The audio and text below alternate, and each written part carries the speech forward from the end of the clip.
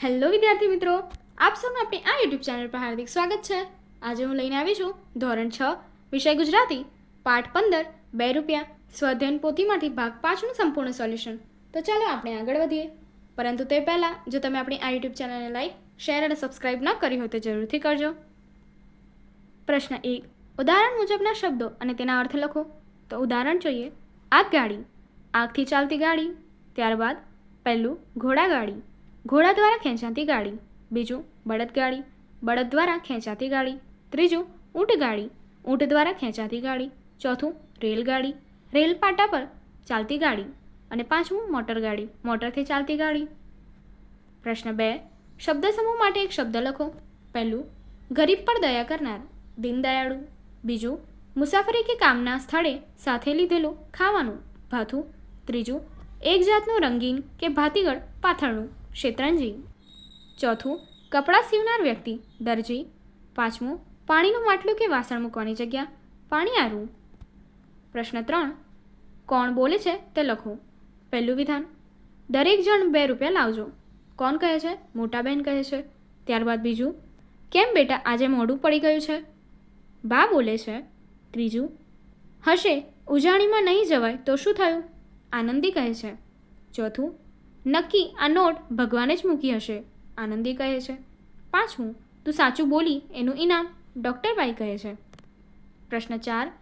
આપેલા વાક્ય એટલે કે વિધાન ખરા છે કે ખોટા તે લખો. પહેલું માણિકલાલ ગમે તેમ કાતર ચલાવી કપડું નકામું બનાવી દેતા, વિધાન સાચું છે. બીજું મંગુબાઈની ₹2ની નોટ ખોવાઈ ગઈ હતી, વિધાન સાચું છે. ત્રીજું આનંદીએ ખિસ્સામાંથી ₹2ની નોટ કાઢી ડૉક્ટરના હાથમાં મૂકી, વિધાન સાચું છે. ચોથું મંગુબાઈએ આનંદીને ₹2 આપ્યા હતા, વિધાન ખોટું છે. અને પાંચમું આનંદીએ ઉજાણીને ₹2 મોટા બહેનને આપ્યા, વિધાન સાચું છે. પ્રશ્ન 5. ઘટનાક્રમ પ્રમાણે વિધાનો ગોઠવવાના છે. તો ચાલો જોઈએ. પહેલું દરેક જણ ₹2 લાવજો. બીજું ₹2ની વાત સાંભળી આનંદીનું મોઢું પડી ગયું.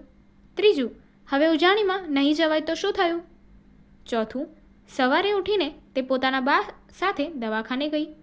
પાંચમું ડૉક્ટર એના પૈસા પર્સમાંથી ₹2 કાઢી આનંદીને આપ્યા. છઠ્ઠું આનંદીએ સૌથી પહેલી જઈ ઉજાણીના ₹2 મોટા બહેનને આપ્યા. પ્રશ્ન 6. નીચેના શબ્દો આધારે કૌંસમાં આપેલ વિરામચિહ્નનો ઉપયોગ કરી વાક્ય લખો. પહેલું બેટા અને મોઢું. કેમ બેટા આજે મોડું પડી ગયું છે? પ્રશ્નાર્થ વાક્ય અહીંયા આપણને દર્શાવેલું છે છેલ્લે. ત્યારબાદ બીજું છે નોટ અને ભગવાન. તો કે નક્કી આ નોટ ભગવાને જ મૂકી હશે. તો અહીંયા તમને ચિહ્નો દેખાઈ રહ્યા હશે. આગળના વાક્યો જોઈએ. ત્રીજું સાચું ઇનામ, તું સાચું બોલી એનું ઇનામ. ચોથું ચોરી નારાજ, ચોરી કરું તો ભગવાન નારાજ થાય. પાંચમું રડે આનંદી, કેમ રડે છે આનંદી? ત્યારબાદ છઠ્ઠું ડૉક્ટરે પૂછ્યું આનંદી પેલી મંગુબાઈ હમણાં આવીને કહેતી હતી કે એની ₹2ની નોટ ખોવાઈ ગઈ છે, તને જડી છે આનંદી? આગળ જોઈએ પ્રશ્ન 7. નીચેના પ્રશ્નના જવાબ લખો. પહેલો પ્રશ્ન આનંદી કેમ બહુ હરખાઈ ગઈ હશે?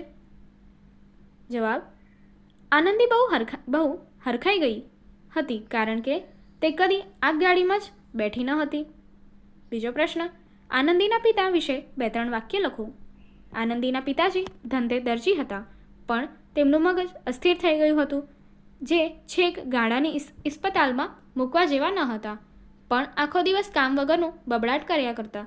એમણે સીવવાનું કામ બિલકુલ છોડી દીધું હતું. ત્રીજો પ્રશ્ન આનંદીના કુટુંબનું ભરણ પોષણ કોણ કરતું હતું અને કેવી રીતે? જવાબ આનંદીના કુટુંબનું ભરણ પોષણ આનંદીના બા કરતા હતા. આનંદીના બા બિચારી બટન કરતી, ગાદલાની કે ઓશિકાની ખોળો સીવતી, ગલેફ, ઝપલા કે ચણિયા જેવા સહેલા કપડાં સીવતી. પણ આવી મોંઘવારીમાં 5 છોકરા અને મા બાપ મળી 7 જણાનું પૂરું કરવું એ કંઈ રમત વાત ન હતી. પ્રશ્ન 4. આનંદીએ ભગવાનને શા માટે પ્રાર્થના કરી હશે? જવાબ પોતાની ગરીબી દૂર કરવા અને પ્રવાસમાં જવા માટે જરૂરી રકમ મેળવવા આનંદીએ ભગવાનને પ્રાર્થના કરી હતી. પ્રશ્ન 5. આનંદીએ ખિસ્સામાંથી ₹2ની નોટ કાઢી ડૉક્ટરને કેમ આપી? જવાબ તેને વિચાર આવ્યો કે ભગવાન ક્યારેય ચોરી ન કરાવે અને જો તે આ પૈસા રાખી લેશે તો ભગવાન તેના પર નારાજ થશે. તેને લાગ્યું કે આ નોટ કદાચ કોઈ ગરીબ માણસની મહેનતની કમાણી હશે જે પડી ગઈ હશે. જ્યારે ડૉક્ટરે તેને પૂછ્યું કે મંગુબાઈ નામની ગરીબ સ્ત્રીની 2 રૂપિયાની નોટ ખોવાઈ ગઈ છે, ત્યારે આનંદીએ ખાતરી થઈ ગઈ કે આ નોટ તેની જ છે. પ્રશ્ન 8. વાક્યમાંથી ક્રિયાપદ શોધીને તેનો કાળ લખો. ઉદાહરણ જોઈએ. આનંદી ચોપડી વાંચતી હતી. તો વાંચતી હતી એ ભૂતકાળ છે.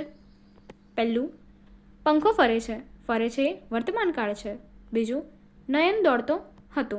દોડતો હતો ભૂતકાળ છે. ત્રીજું, કેવલ કાલે ગીત ગાશે. ગીત ગાશે ભવિષ્યકાળ છે. ચોથું, ડુંગરમાંથી ઝરણા વહે છે. વહે છે વર્તમાનકાળ છે. પાંચમું, આનંદી બસમાં નાચતી હતી. નાચતી હતી ભૂતકાળ છે. છઠ્ઠું, મોર ટહુકા કરશે. ટહુકા કરશે એ ભવિષ્યકાળ છે. પ્રશ્ન 9. પાત્ર પરિચય લખો. આનંદી. આનંદીના પરિવારની સ્થિતિ સારી ન હતી. પિતા માણેકલાલનું મગજ અસ્થિર થઈ ગયું હતું. તેથી તે આર્થિકની મજૂરી કરીને કુટુંબનું માંડ પૂરું કરતી.